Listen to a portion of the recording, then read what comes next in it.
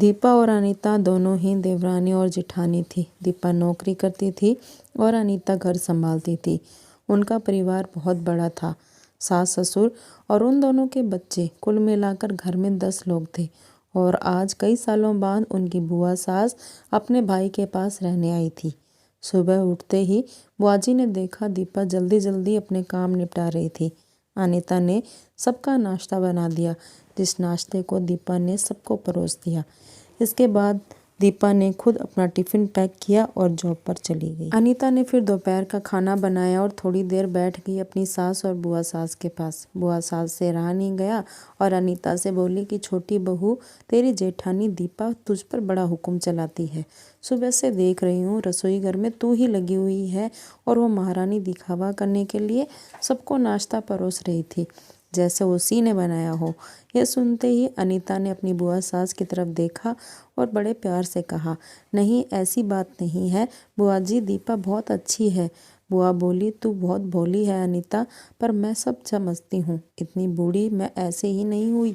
अनीता से अब रहा नहीं गया और वो बोली कि बुआ जी, आपको दीपा दीदी का बाकी सबको नाश्ता परोसना दिखा, मगर आपको ये नहीं पता कि उन्होंने मुझे डांट कर सबसे पहले नाश्ता करवाया, फिर चाय पिलाई और वो रोज़ ही मुझे सबसे पहले ही नाश्ता करवा देती हैं, वरना सबका नाश्ता बनाते तो मैं नाश्ता ही न कर पाऊँ। वो मेरा कितना ख्याल रखती हैं। दीदी सुबह जल्दी उठकर मंदिर की सफाई करके फूल सजा कर रखती हैं और वो मुझे खुद से 1 घंटा लेट उठने को कहती हैं, क्योंकि मुझे उठते ही नहा धोकर सीधा रसोई में ही जाना पड़ता है। शाम को ऑफिस से आते वक्त दीदी बाजार से सब्जियां लेकर आती हैं, क्योंकि हमारे हस्बैंड रात को लेट हो जाते हैं।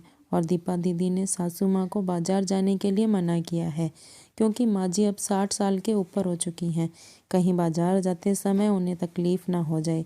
वैसे भी उन्हें घुटनों की परेशानी है और जब माँ जी को घूमने का मन होता है तो दीपा दीदी छुट्टी करके खुद उनको घुमाने लेकर जाती है। और हाँ बुआ जी, दीपा दीदी रोज़ शाम को आकर खाना बनाने में मेरी खूब मदद करती हैं, चाहे वो कितनी भी थकी हुई क्यों ना हो। वो मेरी जिठानी ज़रूर है, मगर वो मुझे अपनी छोटी बहन ही मानती है और मैं उन्हें अपनी बड़ी बहन। ये सब सुनते ही बुआ जी चुप हो गई। शायद उनकी चुगली अनीता के आगे फेल हो चुकी थी।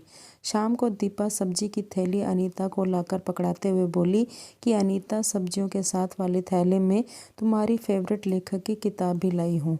ये सुनकर अनीता खुश हो गई और बोली, थैंक्स दीदी। अनीता सब्जी की थैली किचन में रखी और किताब रखने अपने कमरे में चली गई।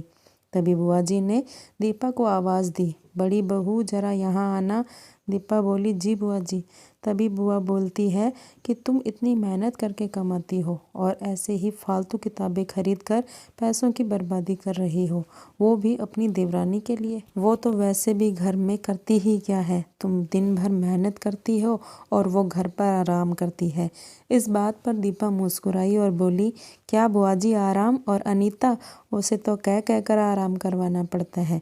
सुबह से बेचारी लगी ही रहती है, किचन में सबकी अलग अलग पसंद का खाना बनाती है, मेरे और उसके मिलाकर 4 बच्चों का टिफ़िन सब वो ही करती है। फिर भी उसके चेहरे पर हमेशा एक सुंदर सी मुस्कान रहती है। सुबह की चाय पीने का भी समय नहीं रहता उसे, और जब दोपहर बच्चे आते हैं फिर उनका खाना, उनकी पढ़ाई सब वो ही देखती है। वो है, इसलिए मुझे बच्चों की चिंता भी नहीं रहती और मैं अपना पूरा ध्यान ऑफिस में लगा पाती हूँ। कुछ दिनों पहले ही प्रमोशन मिला है मुझे उसकी वजह से। मम्मी पापा की दवाई कब ख़त्म हुई, कब लाना है, ये सब वो ही ध्यान रखती है। घर पर भी कभी कौन सा रिश्तेदार आता है, उनकी सेवा भी वही करती है। और बुआ जी, घर पर रहकर घर और बच्चे संभालना कोई छोटी बात नहीं है। मेहमानों की भी आव भगत अनीता बिना किसी शिकायत के करती है। उसे तो बस पढ़ने का ही शौक़ है। फिर क्या मैं अपनी छोटी बहन की छोटी सी इच्छा भी पूरी नहीं करूँगी? अगर उसकी इच्छा मैं पूरी नहीं करूँगी तो कौन करेगा? तो बुआ जी की पूरी तरह से ही बोलती बंद हो चुकी थी। फिर दीपा भी अपने कमरे में चली गई। ये सारी बातें दीपा की सास पीछे खड़ी ही सुन रही थी। वो बुआ जी के पास आकर बोलती है कि जीजी, ये दोनों देवरानी जिठानी ज़रूर हैं, मगर इनका प्रेम 2 सगी बहनों से भी ज़्यादा बढ़कर है। ये दोनों ही एक दूसरे का अधूरापन पूरा करती हैं। मेरे घर की मजबूत नींव हैं ये दोनों। पहले मैं भी एक बुरी सास थी और हमेशा ही मैं इनको लड़ाने की ही सोचती थी, लेकिन इनके प्रेम के आगे मैं भी पिघल गई। और वैसे भी इनको लड़वा का नुकसान तो हमारे ही घर का है ना, इसलिए मैं भी इनके ही प्रेम में मिल चुकी हूँ। लेकिन ये बातें दीपा और अनीता की बुआ सास को समझ नहीं आई और वो मुंह घुमाकर अपने कमरे में चली गई, क्योंकि वो तो इनको लड़वाने ही आई थी। लेकिन दीपा और अनीता जैसी बहुओं के बीच दरार पैदा करना बिल्कुल नामुमकिन था। दोस्तों, अगर दीपा अनीता जैसी बहुएं बेटी हर घर में हो तो उनके प्यारे घर को बड़ी से बड़ी ताकत भी नर्क नहीं बना सकती। वाकई में ऐसी बहुएं हर घर में हो तो हर एक घर स्वर्ग बन सकता है। आप इस कहानी के बारे में क्या कहेंगे? कमेंट बॉक्स में कमेंट करके ज़रूर बताइएगा। तो दोस्तों, कैसी लगी आपको ये स्टोरी? कमेंट बॉक्स में कमेंट करके ज़रूर बताइएगा।